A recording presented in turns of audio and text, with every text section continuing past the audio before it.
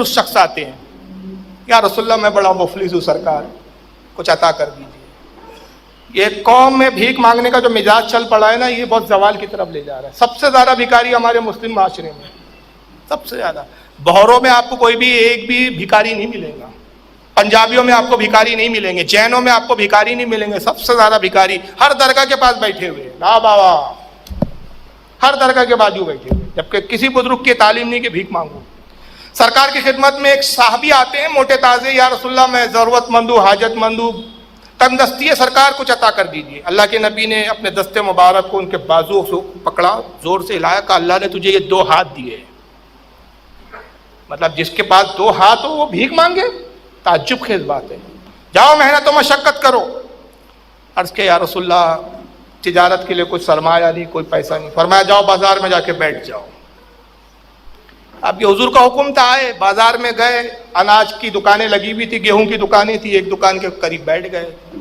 اب بیٹھے, تھوڑی دیر گزری, دکان والے نے دیکھا بھائی کسی ضرورت سے بیٹھے ہوں گے, کسی کا انتظار کر رہے ہوں گے. اب جب زیادہ دیر ہوئی تو دکان والے سے رہا نہیں گیا, بولا کیوں میاں آپ فضول کیوں بیٹھے ہو یار میری دکان کے سامنے, کوئی کام دھندا نہیں ہے کہ چلو جاؤ یہاں کیوں بیٹھے ہو. کہا بھائی بھگائیے مت, اصل میں مجھے رسول اللہ نے کہا بازار جا کے بیٹھ جاؤ. کہا اچھا حضور نے کہا ہے, بیٹھو بھائی پہ, جس کو سرکار بٹھا دے اس کو کون اٹھا سکتا ہے. بیٹھو بھائی, بیٹھے. دوپہر کا وقت ڈھلا, تھوڑا شام کا وقت ہوا. اب وہ وقت وہ ہوتا تھا جب دھوپ کم ہو جاتی تھی, سورج تھوڑا ڈھل جاتا تھا, موسم میں تھوڑی ٹھنڈک آتی تھی. وہی وقت عرب کے اہل عرب تجارت خرید و فروخت کے لیے بازار آتے تھے. بھیڑ بڑھ گئی صاحب. اب یہ دکاندار سے سمجھ نہیں رہا ہے کہ کہاں اناج تول کے دے, کہاں پیسے لے. تو اس نے دیکھا یہ تو فالتو بیٹھے فضول پہ. بھائی ادھر آؤ, ادھر آؤ, آپ ایسا کرو یار, گیہوں تول دو, آپ میری مدد کر دو, میں پیسے لیتا ہوں, آپ گیہوں تول دو. کہا ہاں ٹھیک ہے, میں تو خالی بیٹھا ہوں, کر دیتا ہوں بھائی. اس نے گیہوں تول کے دینا شروع کیا, یہ پیسے لینے لگے. سامنے والا دکان والا دیکھ رہا ہے.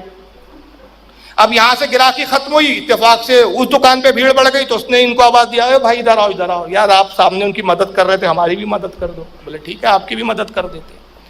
ان کا بھی گیہوں تول کے دے رہے یہ صاحب. شام ہوئی, جب بازار بند ہوا تو اس دکاندار نے بھی 1 درہم دیا. کہا تم نے ہماری مدد کی, 1 درہم دو یار, ہماری طرف سے رکھ لو. دوسرے نے بھی دیا. انہوں نے 2 درہم سے 1 درہم سے اناج خریدا, 1 درہم بچا لیا. سرکار کی خدمت میں حاضر ہوئے, یا رسول اللہ کل بازار گیا, 2 درہم ملے, 1 درہم سے اناج خریدا, 1 باقی ہے. فرمایا یہ 1 درہم کا اناج تیرے لیے 3-4 روز کافی ہے, جا پھر بیٹھ جا. دوسرے دن پھر بازار میں بیٹھے, دوسرے دن پھر 1-2 درہم ملے, تیسرے دن پھر بیٹھے, پھر 2 درہم.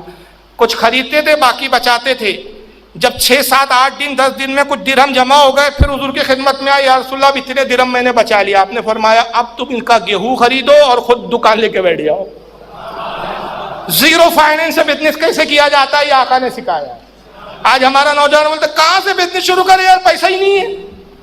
ارے پیسے کی تھوڑی لگتے بزنس کے لیے, بازو لگتے ہیں بھائی. اور کمانے میں شرم کیسی, حلال کوئی بھی کام ہو, چاہے مزدوری کیوں نہ ہو.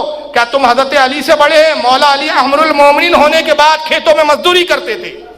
کیا حضرت عمر سے تم زیادہ افضل ہو کہ امیر المومنین ہونے کے بعد اینٹوں کے بھٹوں پہ جا کے مزدوری کرتے تھے؟ حضرت ابوبکر صدیق دکان بازار میں جا کے کپڑے بیچا کرتے تھے. کیا تم ان سے زیادہ گریٹ ہو یار؟ نہیں, کام بھی ہمارے اونچے لیول کا ہونا تو ایگزیکٹو چیئر ہی ہونا, نہیں تو ہم کریں گے نہیں چھوٹا کام. تو رہیے پھر بھکاری, بھیک مانگتے رہیے دوستوں سے. زیرو فائنینس سے کیسے بزنس کیا جاتا ہے؟ جاؤ یہ جو بچے ہیں پیسے, اناج خرید لو, اب خود دکان لے کے بیٹھ جاؤ. فٹ پاتھ پہ دکان لے کے بیٹھ گئے. راوی حدیث کہتا ہے خدا کی قسم جس شخص نے وہ دکان لگائی, جس کو حضور نے بھیجا تھا, بازار میں بٹھایا تھا, جب 1 سال کے بعد میں اس بازار سے گزرا, اللہ رب العزت کی قسم جس نے نبی کو حق کے ساتھ بھیجا, اس سے بڑا اس بازار کا کوئی بیپاری نہیں تھا. اتنا بڑا بیپاری ہو گیا صاحب, ایسی برکت دی. تو یہ سنت نبوی تھی کہ محنت کرو بھائی, بھیک مت مانگ کے گزارا کرو, لوگوں سے مانگ کے چھوٹے مت بھرو, رزق حلال کی جستجو کرو.